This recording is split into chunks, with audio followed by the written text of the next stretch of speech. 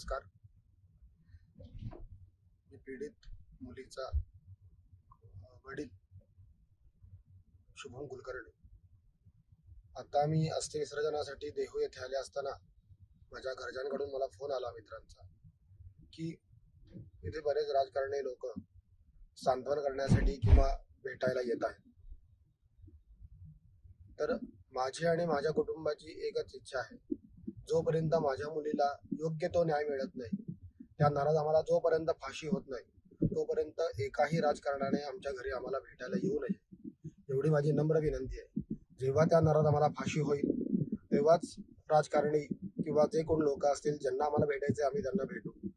जोपर्यंत त्या नराधमाला फाशी होत नाही तोपर्यंत कुठल्याही राजकारणाने माझ्या घरी माझं सांत्वन करण्यासाठी येऊ नये ही माझी नम्र विनंती आहे.